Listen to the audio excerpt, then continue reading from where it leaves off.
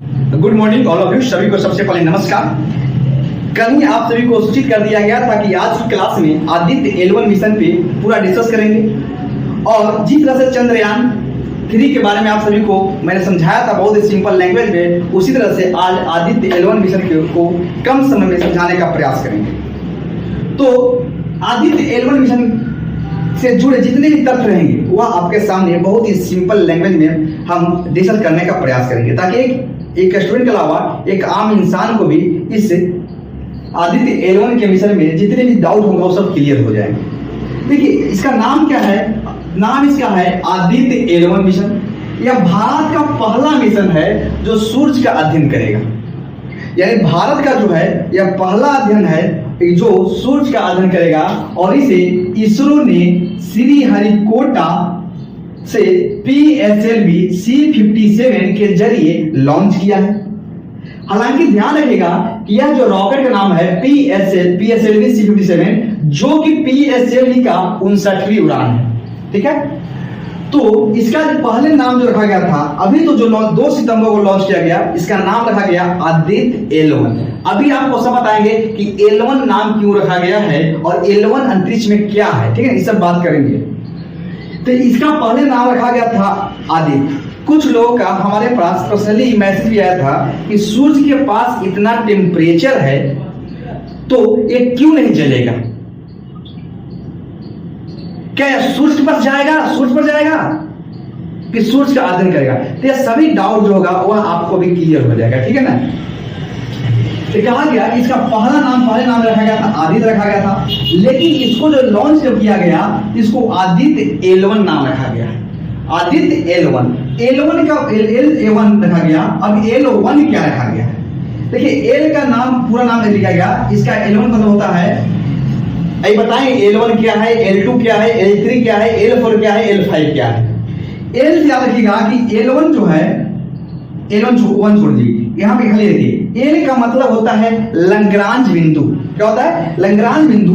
और कहता है कि यह बिंदु क्या होता है?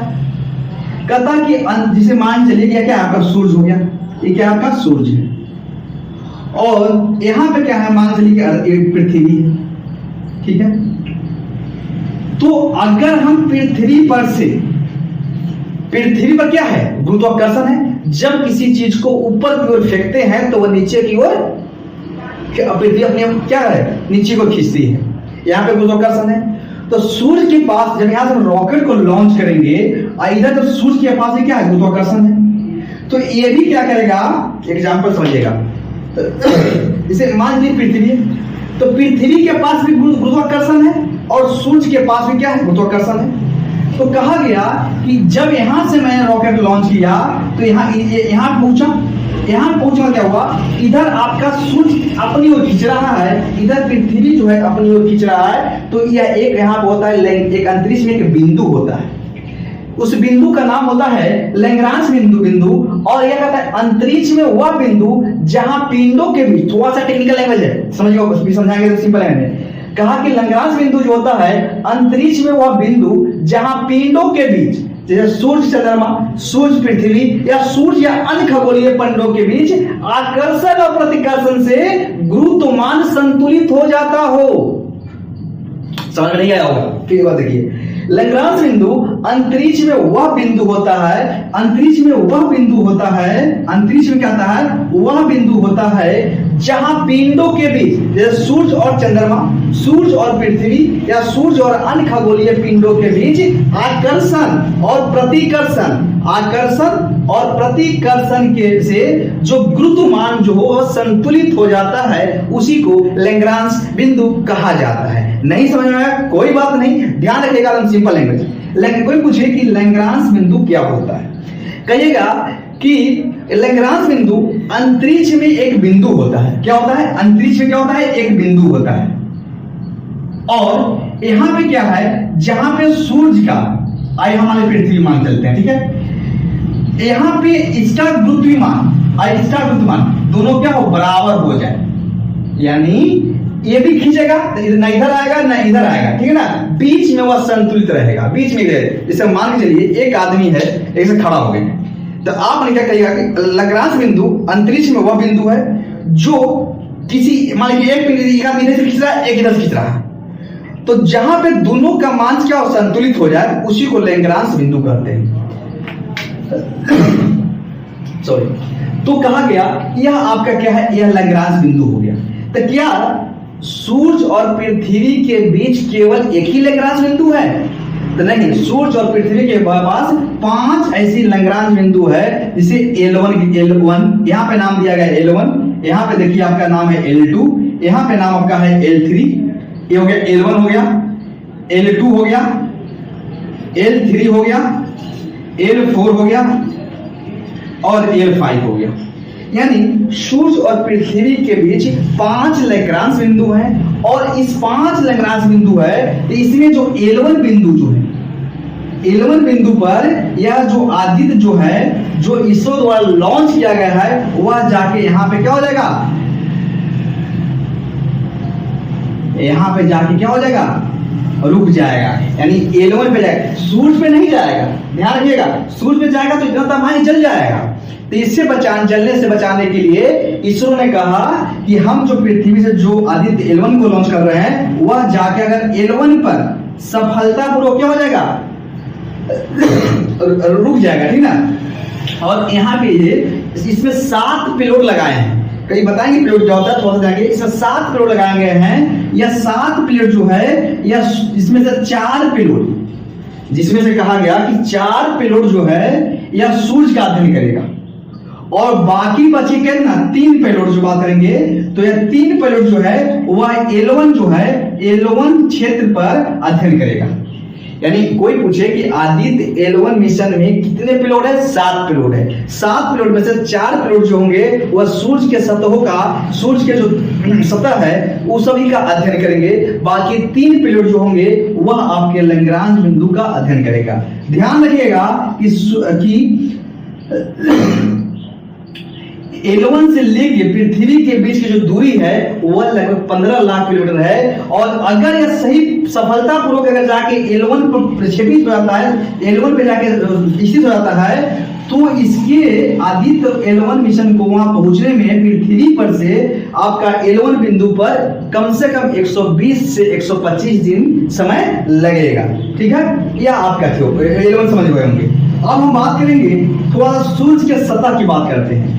देखिए यह सन है, एक यहाँ का सन है, और इस सन के जो बाहरी सतह की अगर बात करते हैं, इसको बोलते हैं सौर कोरोना। क्या बोलते हैं, सौर कोरोना। सूर्य के बाहरी सतह, या इसको सूर्य मुकुट भी कह सकते हैं। और यह जो है यह हर समय दिखाई नहीं देता है, यह आपका जो दिखाई देगा वह सूर्य ग्रहण के समय दिखाई देगा। और यहाँ का तापमान 6000 डिग्री केल्विन होता है। आप सोच सकते हैं कि कोई भी पिंड जो है अगर आप उस संपर्क में जाएगा तो कैसे क्या उसकी स्थिति हो। ठीक है, तो इसलिए इसको आदित्य L1 मिशन को L1 लैग्रांज बिंदु पर क्या किया जाएगा, स्थापित किया जाएगा। अगर सफलतापूर्वक स्थापित हो जाएगा तो इसको पहुंचने में, यहां से यहां स्थापित होने में 120 दिन का समय लगेगा। और अगर सही सटीक जिस प्रकार से अनुमान लगाया जा रहा है उस प्रकार सब कुछ सही रहा और L1 लैग्रांज बिंदु पर स्थापित हो गया, तो वहां पे ईंधन के लिए बहुत कम खर्चा होता है, और एक बार अगर स्थापित हो गया तो यह 5 साल तक काम करेगा। अब काम क्या करेगा ये भी आपको ये बताते हैं। देखिए थोड़ा सा सन का समय बात करिए, तो सूर्य के जो बाहरी आवरण जो होता है उसको बोलते हैं सौर मुकुट बोलते हैं, और इसे सौर कोरोना भी कहा जाता है। और यहाँ का तापमान जो होता है वह बहुत ज्यादा होता है, लगभग 6000 डिग्री केल्विन के आसपास होता है। ठीक है, उसके बाद यह जो सतह जो होता है आप देख रहे हैं जो विकिरण निकल रहा है, इसको बोलते हैं सौर विकिरण बोलते हैं। यह सूर्य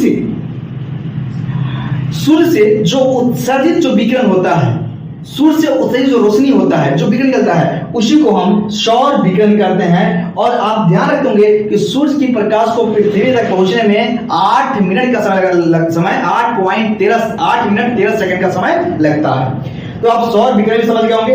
यह क्या करेगा, देखिए थोड़ा जिस पर ध्यान रखिएगा, ये क्या करेगा, ये सूर्य के सतह का अध्ययन करेगा। देखेगा भैया कि कहाँ है यहाँ पे सूर्य के सतह पर इतना तापमान जो है, ये तापमान यहाँ पे काहे है, ठीक है, इस पर चर्चा करेगा। जिस प्रकार से, और क्या करेगा, जिस प्रकार से पृथ्वी भूकंप आते हैं, जिस प्रकार से पृथ्वी पर भूकंप आते हैं तो क्या होता है, पृथ्वी में क्या होता है, कंपन होता है। उसी प्रकार से सूर्य में भी क्या होता है, कंपन होता है। और उस कंपन को बोलते हैं, क्या बोलते हैं, आसान भाषा में सौर कंपन बोल सकते हैं। जिस प्रकार से पृथ्वी पर भूकंप आते हैं, जिसके कारण पृथ्वी पर कंपन होता है, उसी प्रकार से सौर में भी कंपन होता है, जिसे उसको सौर कंपन कहते हैं। अगर थोड़ा सा टेक्निकल में बात करेंगे तो इसको बोलिएगा कोरोनल मास इंजेक्शन कहा जाता है।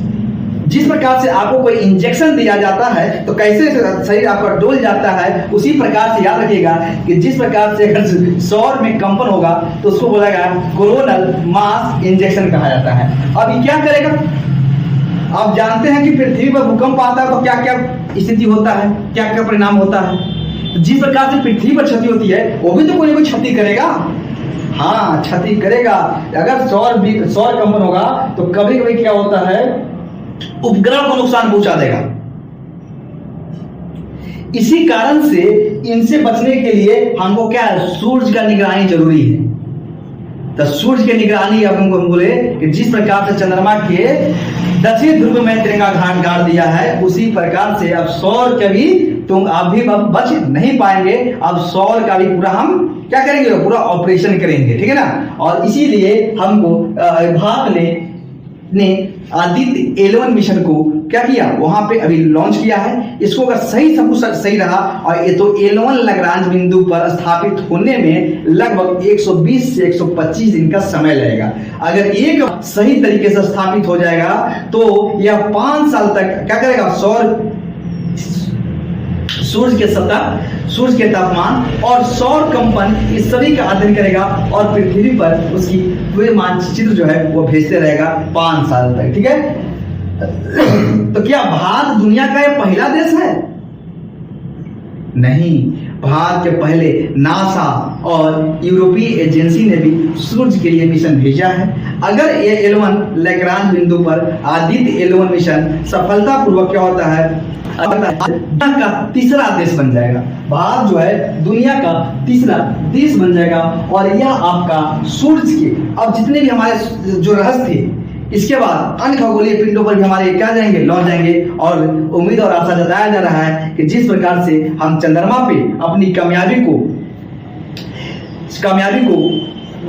जिस प्रकार से हमने चंद्रमा पे अपनी कामयाबी हासिल किया, उसी प्रकार से हम 11 लैग्रांज बिंदु पर आदित्य 11 मिशन को हम क्या करेंगे, सफलतापूर्वक स्थापित कर देंगे। और बस 4 महीने का समय बचा हुआ है। 120 से 22 दिन बाद हमारा जो आदित्य 11 मिशन जो है वो 11 लैग्रांज बिंदु पर क्या हो जाएगा, स्थापित हो जाएगा। इसके अलावा वो है यह आपके आदित्य 11 मिशन से जुड़े जितने भी आपके जो एक नॉर्मल व्यक्ति और एक स्टूडेंट को भी जानना चाहिए था, वह आपको डिस्कस कर दें। अगर इससे जुड़े जो भी तथ्य होगा इसके बाद हम डिस्कस करेंगे, उसमें आपको इससे बनने वाले परीक्षा में जितने प्रश्न होगा उसको हम डिस्कस कर देंगे, ठीक है ना। तो आप 5 मिनट का आपका ब्रेक है, उसके बाद फिर हम बात करेंगे इस आदित्य 11 मिशन से जुड़े जो परीक्षा के दृष्टिकोण से महत्वपूर्ण है उसका पूरा डिस्कस करेंगे और जो बताएंगे कि कौन कौन सीधे प्रश्न इस टॉपिक से बनने की संभावना है। तो कहीं जाइएगा नहीं, बस 5 मिनट में फिर से आपकी क्लास होगी।